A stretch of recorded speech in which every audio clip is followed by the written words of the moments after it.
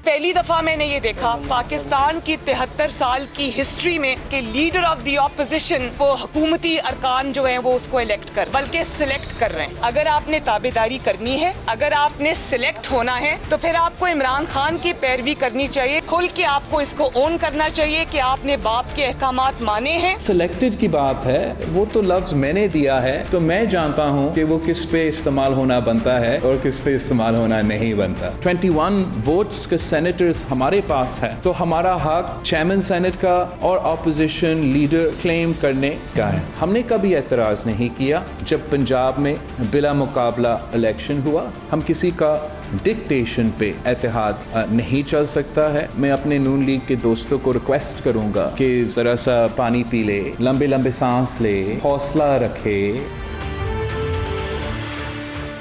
अस्सलाम वालेकुम नाज़रीन, इमरान याकूब खान साहब और ज़फ़र हिलाली साहब के साथ मैं हूं Samina Pasha. Program view point में आपको खुशामदीद कहती हूं। मौलाना फजलुर रहमान से मुताल्लिक़ खबरें आ रही हैं कि वो बीमार हो गए हैं और डॉक्टर्स ने उन्हें आराम का मशवरा दिया है। बीमार तो इस वक्त PDM भी लग रही है क्योंकि तमाम ही जमातें एक दूसरे को कुछ मशवरे दे रही हैं। बिलावल ने मशवरा दिया नून लीग को कि आराम करें, ठंडा पानी पिएँ, गहरे सांस लें, और नून लीग मशवरे दे रही है कि आप भी ज़रा तन्हाई में सोचें कि आप किसके इशारों पर चल रहे हैं और कहाँ खड़े हैं तारीख़ के किस हिस्से में। तो बहरहाल जनाब, सूरत हाल यही है कि लाख मीडिया पर आकर इनकार करें, लाख मीडिया पर आकर मोहतात रवैया अपनाने की कोशिश करें, लेकिन आंखें और ज़ुबान ऐसा लग रहा है कि अब एक साथ नहीं चल रहे। और इसी सारी सूरत हाल के हवाले से गुफ्तगू करनी ज़रूरी है कि फिर आखिर ये कब तक ज़बरदस्ती की शादी चलेगी, ये मजबूरियों से जो जुड़े हुए बंधन हैं ये कब टूट सकते हैं और कब तक साथ चल सकते हैं। इस पर भी बात करेंगे और ये भी देखेंगे कि आखिर हुकूमत से इसको क्या फ़ायदा हो रहा है, किसकी गलती है, कहाँ कहाँ जिम्मेदारी बनती है। आपको प्रोग्राम में खुशामदीद कहती हूँ। और जैसे इमरान साहब, आज बात मैं थोड़ा बॉडी लैंग्वेज के हवाले से स्टार्ट करना चाहूँगी क्योंकि गुफ्तगू तो तकरीबन रेपिटेशन में आ रही है, लेकिन जिस तरह से बिलावल साहब की आज मुस्कुराहट थी, जो गुफ्तगू का अंदाज़ था, मरियम का एक्सप्रेशन तो नज़र नहीं आ रहे थे मास्क की वजह से, कैसे कंपेयर करेंगे? बिस्मिल्लाहिर्रहमानिर्रहीम। कंपेयर करने की क्या ज़रूरत है, साफ बिलावल भुट्टो ज़रदारी जो थे ना, वो आज इस तरह से बिहेव कर रहे थे जैसे कोई तंज़िया मुस्कुराहट होती है ना, कि बच्चों देखा हमने क्या किया, जो हमने करना था कर लिया ना, उन चुपो मज़े ले रहे थे। हाँ जी, वो पूरा मज़े ले रहे थे। और जिस तरह से वो उन्होंने कहा, अपनी इंट्रो में भी जिक्र किया कि जनाब हमारे मुस्लिम लीग वाले पानी पिएं, लंबे लंबे सांस लें, हौसला रखें, तो वो आज अपनी कामयाबी पे खुश हो रहे थे और मुस्लिम लीग नून पे फिक्रे कस रहे थे। दूसरी तरफ मरियम नवाज जो थी वो एक बिफरी हुई शेरनी की तरह डेस्परेट जो हो कि जी बिल्कुल हमारे साथ बड़ी ज्यादती हुई है, उनका जो गुस्सा था वो छलक रहा था, वो मास्क के अंदर से भी बाहर आ रहा था। इतना वो गुस्सा, वो अपने गुस्से पे काबू नहीं रख पाई और उन्होंने जिस तरह से कहा, और मैं समझता हूँ कि मरियम नवाज किसी हद तक ठीक भी थी। अच्छा, हाँ, उसकी बुनियादी वजह ये है कि पीपल्स पार्टी पर जो आज वो बरसिंग है ये मुतवक्के था।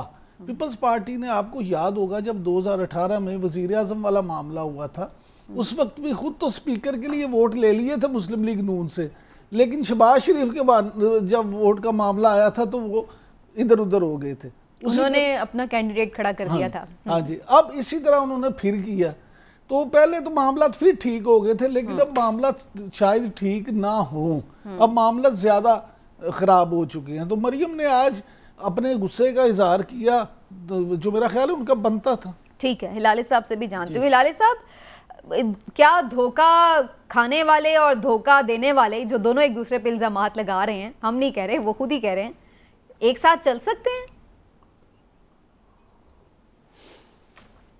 बिल्कुल नहीं।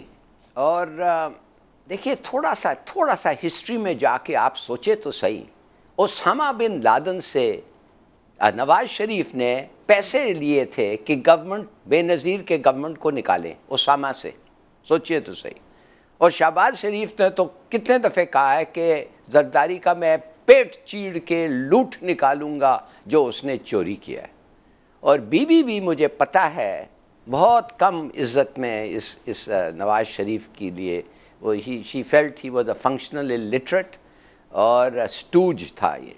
और वो she never hid her contempt for him. बाद में जो भी हुआ वो पॉलिटिकल नेसेसिटी थी, उनको बताना था कि हम चल सकते हैं इकट्ठे, जैसे इन लोग बताना था। तो ये एक एक से नफरत करते हैं, मगर इमरान खान से उनसे उससे भी ज्यादा नफरत करते हैं, तो इसलिए वो इकट्ठे हुए हैं। मगर हमारे व्यूअर्स को मेरे ख्याल में कुछ और, एक और एस्पेक्ट और एक एंगल है जो हमें बताना चाहिए कि देखिए ये तो ओपन एंड शट केसेस हैं इनके खिलाफ। किसके खिलाफ? शाहबाज के खिलाफ और आसिफ जरदारी के खिलाफ। एक मनी लॉन्ड्रिंग केस है, फॉल्स अकाउंट केसेस है, और बार बार लोगों ने कहा है, लॉयर्स ने कहा है, इन्वेस्टिगेटिंग ऑफिसर्स ने कहा है कि ये ओपन एंड शट केसेस हैं, इसमें कोई कन्विक्शन सवाल ही नहीं होता ना हो। तो मैं ये जानना चाहता हूं कि इमरान खान साहब तो इलेक्ट हुए हैं ना करप्शन खत्म करने के स्लोगन में। इमरान साहब इलेक्ट हुए हैं ना इस बेसिस पे कि जैसे मैं इन सबको जेल में और हाथकड़ी में डाल रहा हूं, तो CIA और FIA के केसेस हैं इनके खिलाफ, नैब में केसेस हैं इनके खिलाफ। कब से हैं भाई? दखियानों के जमाने से हैं। तो ये परस्यू क्यों नहीं हो रहा है? हाँ, अब शायद समझ आ रही है कि परस्यू क्यों नहीं हो रहा है। और मैं नहीं कहूंगा, मगर लोग गेस कर सकते हैं कि परस्यू क्यों नहीं कर रहे हैं। हो रहा है क्या एक किस्म का सॉर्ड ऑफ डेमोक्रेसी है उनके ऊपर? तो मेरे ख्याल में वी वांट टू नो भाई ये कब तक चलेगा, ये खेल कब तक चलेगी कि लोगों के खिलाफ केसेस हैं, श्योर केसेस हैं, आप पकड़ सकते हैं, आप एक प्लेटफॉर्म पे आए हैं करप्शन के, मगर आप कुछ कर नहीं रहे। हिलाली साहब मैं आपका सवाल जो है उसका जवाब थोड़ा सा आसान कर दूं अगर इजाजत हो तो। जी जी आप जो कहते हैं इनको सजा क्यों नहीं हो रहा, तो ये जो एक दूसरे पे हमेशा सिलेक्टेड, इन्वर्टेड कॉमर्स में सिलेक्टेड का लफ्ज यूज करते हैं ना, तो उसी सिलेक्शन की वजह से सजा नहीं होती इन्हें। अच्छा, वैसे अब ये इल्जाम तो आज मरियम नवाज ने भी यूसुफ रजा गिलानी पे लगा दिया है, तो क्या वाकई यूसुफ रजा गिलानी सिलेक्टेड हैं? देखिए बड़ी अजीब बात है। अब देखेंगे जो उन्होंने कहा है ना, आज के पहले ये दुनिया के अपोजिशन लीडर हैं जो सरकारी वोटों से अपोजिशन लीडर मुंतखब हुए हैं। अब आप देखें कैसा खेल हुआ है।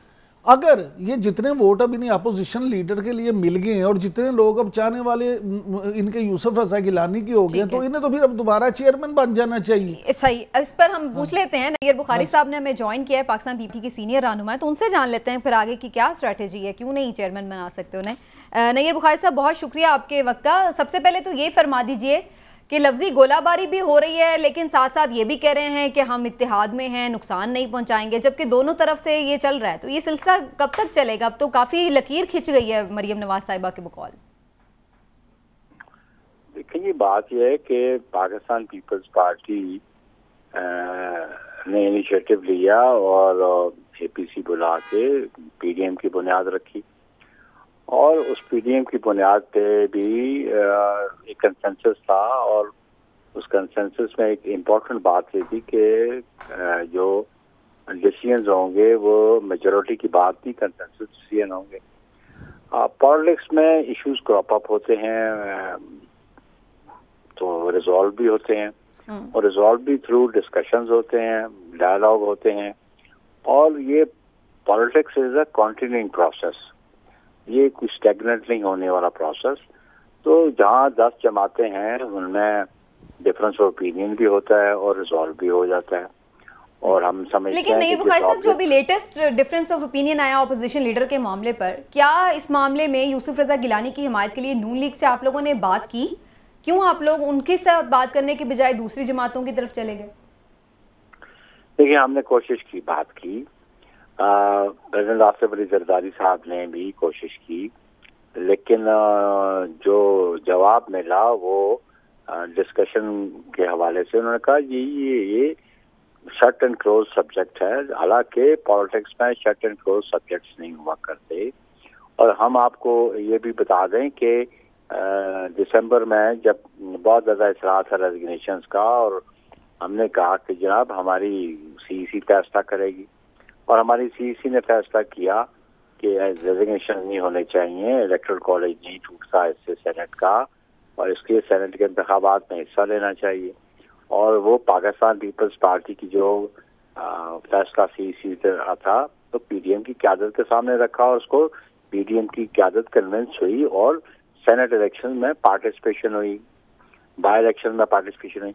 आप ये देखें कि ये पॉलिटिकल विजडम पीपल्स पार्टी की सीईसी की उसकी क़यादत की कि अगर सेनेट के इलेक्शन में पार्टिसिपेट ना करते तो वन वे ट्रैफिक होती और आज हुकूमती जमात और ये 2/3 मेजोरिटी में बैठे होते और जिसके लिए हम बहुत ज्यादा इसरार भी करते हैं। अच्छा बुखारी साहब, प्रोविंसेस मुझे कंप्लीट करने दें कि ये 18th अमेंडमेंट को हम रोल बैक नहीं करने देंगे। वो तो आपको फ्री हैंड दे देते अगर सेनेट के इलेक्शन में पार्टिसिपेट ना करते तो। इसलिए हम समझते हैं कि अभी आज भी जो डिफरेंस ऑफ ओपिनियन है उसको रिजॉल्व करने में कोई मुश्किल नहीं आएगी कि बैठ के सरबराह जो पीडीएम की क़यादत है जो सरबराही इजलास में होगा उसमें इशू डिस्कस हो जाएंगे और वो बात मनाई भी जा सकती है, बात मानी भी जा सकती है। अच्छा बुखारी साहब, आगे चलते हैं। बुखारी साहब ये कहिएगा, आपने अभी इस्तीफों की बात की तो अभी कुछ देर पहले जरदारी साहब के हवाले से ये खबर आई है कि फैसल मीर से गुफ्तगू करते हुए जिसमें उन्होंने कहा है कि इस्तीफों की बजाय पॉलिटिकली हुकूमत पे दबाव बढ़ाना चाहिए और जेल भरो तहरीक चलानी चाहिए। तो क्या इस तरह के फैसले पीडीएम के प्लेटफॉर्म पे नहीं होने चाहिए? देखें जी, हमारी राय है और हमारी राय ये भी इस इस्तीफों के इशू पे ऑलरेडी जो मीटिंग अभी रिसेंटली हुई पीडीएम की उसमें लॉन्ग मार्च के साथ उन्होंने मुंसलिक कर दिए थे इस्तीफे। तो पीपल्स पार्टी की क़यादत ने कहा कि हमें अपनी सीईसी के सामने ये इशू रखना है और जो डिस्कशन वहाँ होगी, जो फैसला होगा वो हम पीडीएम के सामने रखेंगे। आसिफ अली जरदारी साहब ने जो बात की इसको आप देखें कि हमने जो चार्टर साइन किया था और एक्शन प्लान है उसमें सीक्वेंस वाइज था। इस्तीफे सबसे लास्ट ऑप्शन थी, उससे पहले लॉन्ग मार्च है, उससे पहले नो कॉन्फिडेंस का। नो कॉन्फिडेंस हमारा इसरार है कि आप नो कॉन्फिडेंस उसमें पंजाब असेंबली में लेके आए, आप नेशनल असेंबली में लेके आए तो उस पर भी बात हो सकती है। और क्योंकि वो जो फैसला था वो 10 जमातों का मुश्तरका फैसला था, कंसेंसस का फैसला था, तमाम जमातों के सरबराह उसके सिग्नेटरी हैं, तो हम वो स्किप ओवर क्यों करके जा रहे हैं उस पर इस्तीफों में? पहले जो पहले ऑप्शन मौजूद हैं जो तयशुदा हैं कि लॉन्ग मार्च है, नो कॉन्फिडेंस है, तो हम तो चाहते हैं डिफरेंट ऑप्शंस अपनाए जाएंगे। क्या पीपल्स पार्टी अब जेल भरो तहरीक चलाएगी? देखे जी, जब वक्त आएगा तो बिल्कुल हम समझते हैं कि पीपल्स पार्टी ये इशू बिल्कुल पीडीएम की मीटिंग में रखेगी जो सरबराही इजलास होगा और जो फैसला वहाँ पे होगा हम उसके पाबंद होंगे। लेकिन बुखारी साहब ये तो तब होगा अगर आप पीडीएम का हिस्सा रहें। अब तो ये भी आज खबरें आ रही हैं कि नून लीग ने मौलाना साहब को ये पैगाम भिजवाया है कि पीपल्स पार्टी के साथ अब नहीं चला जा सकता, इनको हमें अलग करके अलग से तहरीक चलानी होगी।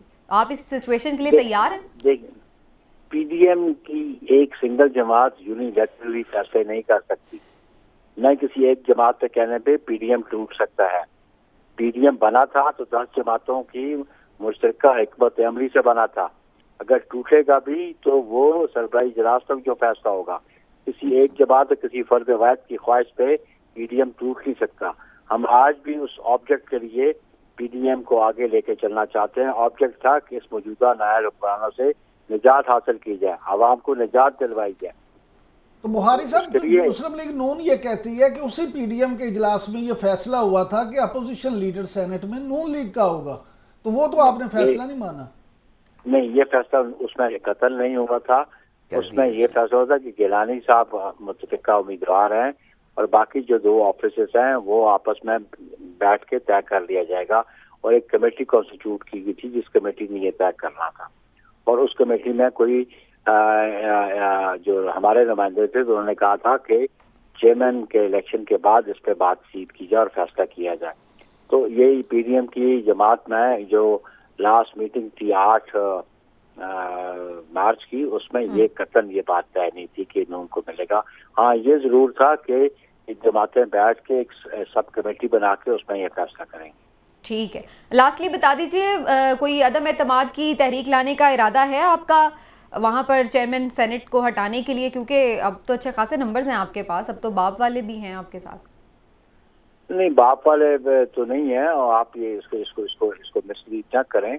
हमारे पास जो 4 मेंबर्स आए हैं जिसकी सरबराही उस इंडिपेंडेंट दिलावर साहब कर रहे हैं, दिलावर खान के पास है। और ये आप देखें कि जब ये इलेक्शन इन्होंने कंटेस्ट किया, जब ये इलेक्शन के जरिए कामयाब हुए, ये उस वक्त किसी जमात का हिस्सा नहीं थे और बाप उस वक्त उसका वजूद लेकिन चेयरमैन के लिए तो वोट इन्होंने उनको ही दिया था ना, संजरानी साहब को। अब की बार आपको दे देंगे वोट? बात यह है कि वोट देना और बात है, वो ट्रेजरी बेंचेस में बैठ सकते हैं, वो अपोजिशन के बेंचेस में बैठ सकते हैं, पार्टी के टिकट पे नहीं सकते। बुखारी साहब, समीना मुमताज तो बाप के टिकट पे सेनेटर मुंतखब हुए, लेकिन समीना मुमताज का हमने कोई डॉक्यूमेंट हमने सबमिट नहीं किया। ठीक है, चलें, बहुत बहुत शुक्रिया आपका नैयर बुखारी साहब, आपने वाला हमारे लिए। तो जनाब गुफ्तगू आपने नाज़रीन सुनी नैयर बुखारी साहब की। थोड़ी सी गुफ्तगू को आगे बढ़ाऊंगी और हिलाली साहब की तरफ लेके जाऊंगी ये सारी बात उनकी। हिलाली साहब, आपको क्या लगता है, नैयर बुखारी साहब की सारी गुफ्तगू आपने सुनी, क्या पीपल्स पार्टी ने जानबूझकर नून लीग को धोखा दिया ये कहा जाए, या फिर कुछ मामला कुछ और है? मुझे क्या पता है, जानबूझ के दिया है, धोखा तो दिया है। अगर वो नाराज़ हैं तो, और इनकी गेन है, उनका नुकसान है, वो नाराज़ हैं तो कुछ ना कुछ किया है ना इन्होंने टू अनॉय देम। अब जानबूझ के ना जानबूझ के मुझे नहीं पता, मगर जाहिर है अनॉयंस है। ये क्या कहेगा? I mean you kept on asking him questions, ये वो, ये अपना पोजीशन जस्टिफाई करेगा ना, और क्या कहेगा? ये कब से करते रहे हैं, जिस दिन से इसकी अपॉइंटमेंट हुई है ये जस्टिफाई करते रहे। मैंने एक कुछ और क्वेश्चन रेज किया है। मैं ये जानना चाहता हूँ, ये जो हमारे गवर्नमेंट है, इमरान खान साहब है, जिनके मॉरलाइजिंग स्पीचेस होते हैं, ये जो इनके जब मौका मिलता है वो हमें याद दिलाते हैं किस किस्म की सोसाइटी उनको चाहिए। मैं ये जानना चाहता हूँ कि open and shut cases, black and white उनके पास हैं और कुछ एक्शन नहीं हो रहा है, ये क्या वजह है? हिलाली साहब, ये तो आप कह रहे हैं ना, कोर्ट्स तो कुछ और ही कह रही होती हैं, कोर्ट्स कह रही हैं कि नहीं है उस तरह से। कोर्ट्स तो है ही नहीं, it hasn't gone to court, it hasn't gone to court. Court को मौका तो दें भाई, ये कब पकड़े गए हैं? कोर्ट गया ही नहीं है मामला और जाएगा ही नहीं, इसलिए it is open and shut. या आपके पास एविडेंस है या आपके पास नहीं है। जब एक आदमी कहता है कि एक पापड़ बेलने वाले के पास 2 लाख आया है डॉलर, ठीक है, तो वो है या नहीं है, वो या पापड़ बेलता है या नहीं बेलता है, या उसका नाम वो है या नहीं है। देयर इज नथिंग टू, आप बिल्कुल कंसर्न्स अपनी जगह हैं, बिल्कुल इस पर भी हम डिस्कशन करते ही रहते हैं। लेकिन मैं एक और चीज़ की तरफ आऊँगी इमरान साहब, जो मरियम साहिबा ने भी बात की कि जी पंजाब में गवर्नमेंट गिराने के लिए जो है वो बातचीत हुई, ये सारा मामला क्या है? ये पीपल्स पार्टी चाह रही है पंजाब में अदम एतमाद लाएं, तो क्यों उसको बचाना चाह रही है नून लीग? समीना, मैं बुखारी साहब के पहले वो जो फरमा रहे थे ना, ये जो 4 सेनेटर्स वाली ये बात करते हैं, दिलावर खान साहब की जो बात है वो आपको पता है कि पहले ओरिजिनली वो मुस्लिम लीग नून से थे, उसके बाद उनके साथ जो साथी हैं वो सादिक संजरानी साहब और उनके जो साथी हैं वो सबको पता है कि वो किसके लोग हैं और किसके कहने पे वो वोट करते हैं, और सादिक संजरानी साहब के बड़े करीबी ये समझे जाते हैं। अब हुकूमती लोगों ने जब आपको वोट दिया तो इसका मतलब ये है कि आपकी उनके साथ कोई सेटिंग हो गई। ये कह रहे हैं वो ऑपोजिशन में आ गए, ऑपोजिशन में आया तो चेयरमैन बन जाए फिर। मैं तो इसीलिए उनसे ये सवाल तो अब आते हैं वो असल में बिलावल ने जो मुस्लिम लीग नून का सबसे सेंसिटिव एरिया ना, आपको पता है हमेशा से ये बातें चलती हैं कि मरियम नवाज और हमजा में शायद कोई इख्तिलाफात हैं। बिलावल ने उस दिन पिन पॉइंट किया, इन्होंने किया क्या था, ये परवेज लाई के पास क्यों आए थे? बिलावल जब परवेज लाई के पास आए थे तो उन्होंने यही मामला तय किए थे कि जनाब आप सीएम बन जाए, हम आपके साथ, पीडीएम पूरा आपके साथ होगा, आपको सीएम बना देते हैं। जिस पे चौधरी बरादरान आपको याद होगा उन्होंने कहा था कि हम ये तो वादा कर चुके हैं कि चेयरमैन सेनेट का वोट हम नहीं देंगे, लेकिन उसके बाद पंजाब पे आपको मामलात में हम बाद में तय करेंगे। अब ये जो सारे मामलात हैं इन्होंने उस तरह से कोशिश की कि वो कर दे। पंजाब में मुस्लिम लीग नून को ये काबिल कबूल नहीं है। आज उन्होंने क्यों नहीं है काबिल कबूल? इसलिए काबिल परवेज लाई को नहीं बनाना चाहते, वो किसी को भी नहीं बनाना चाहते, क्योंकि वो समझते हैं कि पंजाब तो हमारी होम ग्राउंड है, अगर हम आज इन्हें बना देंगे तो पीपल्स पार्टी भी हुकूमत में आएगी, काफ लीग। अब देखिए चौधरी परवेज लाई अगर वजीर आला बन जाते हैं तो उनके लिए तो सबसे आसान है मुस्लिम लीग नून के बंदे तोड़ना, क्योंकि पहले भी उनकी कोऑर्डिनेशन तो पीएमएलएन को इंटरनली उसका नुकसान है, इसलिए पीएमएलएन चाहती है पंजाब गवर्नमेंट काम करे। बिल्कुल, वो ये चाहते हैं कि बुजदार ही वजीर आला रहे, क्योंकि इनकी कारकर्दगी पे सवालात उठते रहे, इमरान खान पे सवालात उठते रहे इसी वजह से। और पंजाब वैसे भी लोग शहबाज शरीफ और बुजदार साहब को जब कंपेयर करते हैं तो जाहिर है सब शहबाज शरीफ साहब को ज्यादा मार्क्स देते हैं। लोग ये चाहते कहते हैं कि जी बुज़दार साहब की वो कारकर्दगी नहीं है। ठीक है। परवेज लाई साहब जब वजीर आला बने थे उन्होंने भी बड़ी अच्छी कारकर्दगी की थी, इसलिए उनको डर है कि अगर उन्होंने भी आके दोबारा वो कर दिया तो फिर हमें उससे सियासी तौर पर बैकग्राउंड में ना नुकसान चले होगा। जाएं। बिल्कुल ठीक है। हिलाल साहब, अगर आप इस मामले पर कुछ कमेंट करना चाहें वो भी कर दीजिए, और साथ में ये भी मैं बात करना चाहूंगी कि फवाद चौधरी साहब का ये कहना है कि पीडीएम की जमातें अलग अलग हो गई हैं, अब हमें इनसे डील करना आसान है, अब हम हर सियासी जमात से अलग अलग डील कर सकते हैं। डू यू थिंक कि गवर्नमेंट इन्हें इंगेज करेगी? देखिए, क्यों पीडीएम अलग हो जाएं? मैंने आपको कल कहा था ये अलग नहीं होंगे, एक एक के अंदर छुरी भोंकेंगे मगर अलग नहीं होंगे। क्यों अलग हों ये, जब अगर ये साथ निकल सकते हैं। एक डेमोन्स्ट्रेशन में ये इमरान खान की इनकी नफरत है, एक एक से नफरत करते हैं मगर उससे ज्यादा करते हैं। तो जब सब लोग चाहते हैं वो जाएं तो why should they go separately, why should they break up? Imran Khan ने इनको क्या ऑफर किया है, या किससे बात कर रहा है, या क्या खेल खेल रहा है? एक्चुअली मुझे तो डिसअपॉइंटमेंट ये है कि ये सिस्टम जो है, जो चल ही नहीं रहा था, अभी तो it has completely collapsed. Her party उसको इस्तेमाल कर रहा है अपने वजह के लिए।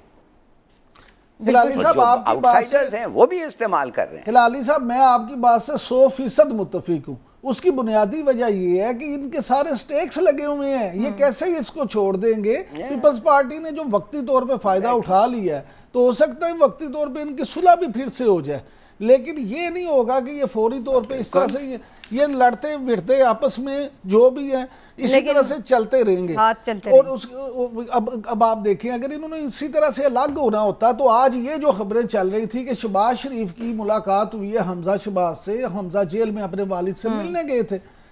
अगर इन्होंने पूरा पीडीएम के खिलाफ ही जाना होता, पीडीएम को छोड़ना होता, तो उसमें खबर ये चल रही है कि शहबाज शरीफ ने उन्हें मना कर दिया कि आपने यूसुफ रजा गिलानी के हवाले से कोई मुतनाज़े बयान नहीं देना। तो फिर इसका मतलब तो ये, और शहबाज शरीफ, इसकी वजह ये है हिलाली साहब कि वो भी जलती पे तेल डालने की बजाय उसमें पानी डाल रहे हैं। इसका मतलब है कि वो थोड़ी सी स्पेस रखना चाह रहे हैं। देखिए बिल्कुल ये जो है नवाज शरीफ हैज गॉन रोग। देखिए उसको कोई कंट्रोल नहीं कर सकता, वो उनके रिट में नहीं, उनके डायसिस में नहीं है, वो बाहर चले गए हैं, उनको कोई कंट्रोल नहीं कर सकता। तो इसको अभी बेल मिलेगा, किसको? शहबाज शरीफ को बेल मिलेगा, और जब बेल मिलेगा वो उसके भाई को कहेगा चुप रहो, ठीक है। और वो हमजा जो है वो उसको चुप करेगा, इसलिए कि ये लोग समझते हैं कि इसको इसके खिलाफ इस्तेमाल करते हैं। नो, इस्तेमाल नहीं हो सकते, खिलाफ इस्तेमाल करना चाह रहे हैं और अपना फायदा उठाना चाह रहे हैं। नहीं, listen, they are not fighting each other, वो लड़ेंगे नहीं एक एक के साथ, वो मदद करते हैं। मगर एक का रोल अभी ये है कि दूसरे को चुप करो, ये आके उसको चुप करेगा, वो चुप हो जाएगा, इनका मकसद पूरा हो जाएगा, ये लोग जो उसको बेल दिला रहे हैं, और फिर ये पॉलिटिक्स यही चलेगी। ठीक है, और ये वही बात है जो इमरान साहब कहते हैं,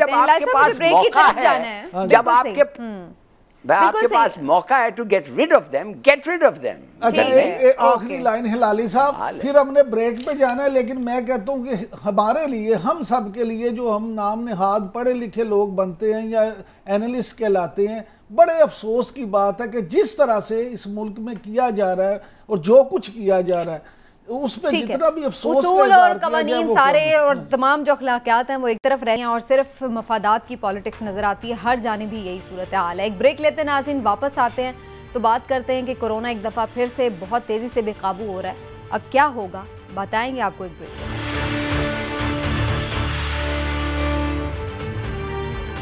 कोरोना बेकाबू हो रहा है, केसेस बढ़ते जा रहे हैं, पंजाब में सूरत हाल काफ़ी संगीन है और अब अफसोसनाक खबर ये भी आ रही है कि बच्चे भी अब थोड़े लपेट में आ रहे हैं। बच्चों के भी कुछ केसेस रिपोर्ट हुए, न सिर्फ लाहौर में बल्कि इस्लामाबाद में तो 92 केसेस हो चुके हैं जो बच्चों को भी लपेट में लिया कोरोना ने। तो क्या इसका हल है? जो हमेशा ही हम बात करते हैं स्मार्ट लॉकडाउन, अभी तक तो चल रहा था, कामयाब हिकमत अमली गर्दानी जा रही थी हुकूमत की, लेकिन हिलाली साहब क्या आपको लग रहा है कि अब सूरत हाल मजीद ना बिगड़े तो फिर कंप्लीट लॉकडाउन की तरफ ही जाना होगा जैसे फिरदौस साहिबा कह रही थी? देखिए, पहली चीज़ तो ये हम मानना चाहिए कि हमारा वैक्सीनेशन रेट जो है सबसे कम है दुनिया में। दुनिया में मेरे ख्याल में सबसे कम है। वो माने जो मुल्क जिनको मेंशन कर रहे हैं, तो ये तो अनबिलीवेबल है। ये तो माने कि हम बिल्कुल तैयार नहीं थे। अच्छा, दूसरी बात ये है, डिसिप्लिन तो है ही नहीं भाई। कोर्ट ने नहीं कहा, पंजाब गवर्नमेंट को के अपील पे ये तो अगर 26 को नैब नहीं कैंसिल करता तो 26 तारीख को शायद 50,000 लोग इकट्ठे होते नैब के बाहर। वो कोर्ट ने तो नहीं रोका। और तो मैं ये जानना चाहता हूं ये क्या हो क्या रहा है इस मुल्क में। जिन लोगों के पास पैसे हैं वो वैक्सीन ले सकते हैं, मगर जिनके पास पैसे नहीं है उनको जरूरत है, तो उनके लिए आपने क्या बंदोबस्त किया है? कुछ नहीं। और जो किया है कम किया है, और जो करना है तो अब किधर से आएंगे पैसे? खुदा के लिए वो लोग जो वैक्सीन होते हैं जिनको पैसे दे सकते हैं उनको कहो तुम लोगों को एक और आदमी के लिए पैसे देने पड़ेंगे। टैक्स वो भी जो भी आप समझते हैं वो है, you have to do it, इसलिए कि आप you got to vaccinate the population. अच्छा, पुलिस वालों को उनको एक मास्क का डब्बा दें और कहें कि जो लोग बगैर मास्क हैं उनको रोकें, उनको एक दफे बात करें और उनको ये करें। वो तो वसीम अकरम ने बड़ा अच्छा कहा, कहने लगा वसीम अकरम ने कहा है कि 2 थप्पड़ मारो जो वैक्सीन है, वो जो मास्क नहीं पहनता है, जो भी मास्क नहीं पहनता है उसको जब मिलेगा 2 थप्पड़ मारो। तो मैं ये समझता हूं अभी तो lockdown total, we have to go for it, मगर लॉकडाउन के पहले फूड सेंटर्स एस्टैब्लिश करो कि लोग जाके खा सकें। किधर जाएं खाने के लिए? गरीब जो होते हैं मोहल्ले में उनका 1-2 रिप्रेजेंटेटिव्स को घर से निकलने दें, जाके खाना लेने दें, जो भी है करें। तो यानी बहस सिमट कर फिर वहीं आ गई जो 1 साल पहले भी हम यही बात कर रहे थे इमरान साहब। लेकिन आप समझते हैं जब 2 थप्पड़ पहले नहीं लगाए वो अब लगा लिए जाएं तो काम बन जाएगा?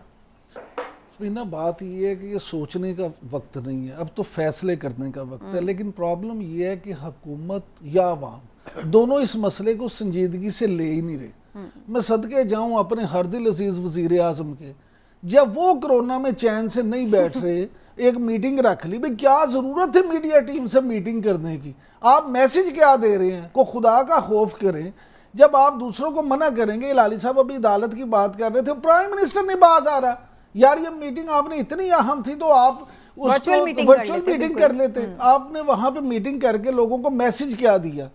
इसी तरह जब प्राइम मिनिस्टर का ये बिहेवियर होगा तो दूसरे भी करेंगे। कैसे फॉलो करेंगे? तमाम लोग जो है ना, तमाम मीटिंगें उसी तरह से हो रही हैं, तमाम दफातर में लोग उसी तरह से जा रहे हैं। पूरा कराची से लेकर पेशावर तक जहां चले जाएं आपको गलियों में, बाजारों में, सड़कों में मास्क के बगैर बेतहाशा लोग मिलेंगे। हाल नहीं मिलेंगे, बेतहाशा मिलेंगे। बल्कि इमरान साहब लॉकडाउन की बात की जा रही है, पिछली दफा भी कंप्लीट लॉकडाउन हुआ था तो वो कंप्लीट लॉकडाउन तो नहीं था, हमें तो फिर भी नजर आ रहा था कि लॉकडाउन आप मुतहम्मिल ही नहीं हो सकते। हिलाली साहब जो फूड सेंटर की बात करते हैं, यहाँ लोग भूखे मर जाएंगे। आपने वैक्सीन तक का इंतजाम प्रॉपर अभी तक किया नहीं, तो आप लोगों के लिए खुराक का इंतजाम कर लेंगे। जिस मुआशरे में लोगों को पैसे दे के आटा चीनी मिलना मुश्किल हो जाए, वहां आप समझते हैं कि लोगों को मुफ्त चीजें मिल जाएंगी। इसलिए ये मामला ऐसा है कि जिसमें खुदारा हुकूमत को चाहिए कि होश के नाखून ले, तमाम सियासी मफादात बुलाकर अब भी वक्त है अपोजिशन को भी ऑन बोर्ड लें और एक ऐसा उस पर फैसला कर लें और उस पर फिर अमल करवाएं। लोगों को एहसास दिलाएं कि जनाब ये ऐसा काम है कि आपकी जिंदगियों को खतरा है। इस्लामाबाद में जैसे आपने जिक्र किया, एक दिन में 49 से बच्चों 10 साल से कम उम्र बच्चों के मरीजों की तादाद जो 92 हो गई है एक दिन में। लाहौर में किसी हॉस्पिटल में आप आके देखें हाल क्या है, जो कोरोना के लिए आइसोलेशन वार्ड है, प्राइवेट अस्पतालों में जगह नहीं मिलती। तो ये इस तरह से मामला होगा तो फिर क्या होगा? जी लाली साहब।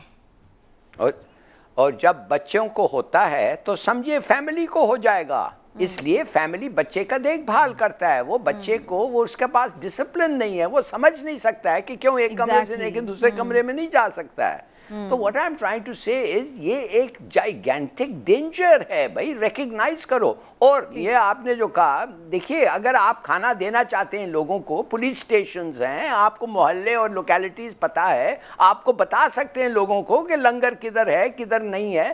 Set people to work. ये जो रेस्टोरेंट्स हैं सब जगह, वो उन कुक्स को मंगवाएं, उनको पैसे दें और लेकिन ये कैसे हो? हर कोई जो तबका फिक्र है इमरान साहब तो प्रोटेस्ट के लिए खड़ा हो जाता है। स्कूल बंद करो, स्कूल वाले खड़े हो जाते हैं। रेस्टोरेंट बंद करो, रेस्टोरेंट वाले एहतजाज करने लगते हैं। शादी हॉल बंद करो, वो एहतजाज। हर कोई तो ताजिर, दुकानें बंद करो, ताजिर सड़कों पे आ जाते हैं। कोई बंद करने के लिए तैयारी नहीं होता। उसकी वजह बुनियादी वजह ये है कि जब आप आधा तितर आधा बटेर वाला मामला करेंगे तो हर बंदा कहेगा कि सानू नहीं कहते, ओनू क्यों नहीं कहते। यानी आप या तो सबके लिए एक सा करें ना, जब आप एक सा करेंगे, और कानून की बालादस्ती असल पॉइंट है। उनको पता हम एहतजाज करेंगे, माल रोड को जाके ब्लॉक कर देंगे, हुकूमत घुटने टेक देगी। अगर हुकूमत उठा ले डंडा, उनकी करे खूब छितरोल और भाग जाओ सारे वहां से और उनको पकड़ के जेलों में दे दें, फिर मैं देखूंगा कितनी मार्केटें वाले आके एहतजाज करते हैं। आप ये भी तो देखें ना, जब तक इसमें किसका फायदा, आवाम का फायदा है ना। तो अगर आवाम खुद से इस फायदे को नहीं समझ रही है तो फिर सबकी सख्ती होगी तो नुकसान भी होगा और हम सबको भुगतना होगा। तो इसलिए प्लीज़ अभी भी वक्त है, SOPs को फॉलो कीजिए। अगर कारोबारी ज़िंदगी आप मामूल के मुताबिक चलाना चाहते हैं तो मास्क को लिबास का हिस्सा बना लीजिए और बाकी भी जो SOPs हैं उन पर अमल कीजिए। इसी में ही हम सबकी बका है। एक ब्रेक लेते नाज़रीन, वापस आते हैं तो बात करते हैं कि बल्दियाती इदारों को जो सुप्रीम कोर्ट ने बहाल कर दिया फिर से, आखिर क्या वजह है कि सुप्रीम कोर्ट या आमराना जो हुकूमत आती है वही इनकी अगर कहा जाए कि कुछ इनको बढ़ावा देती है और जो जमहूरी हुकूमतें हैं वो ख़त्म कर देती हैं और इलेक्शंस भी नहीं करवाती। ये सारा कुछ क्या है, एक ब्रेक के बाद डिस्कस।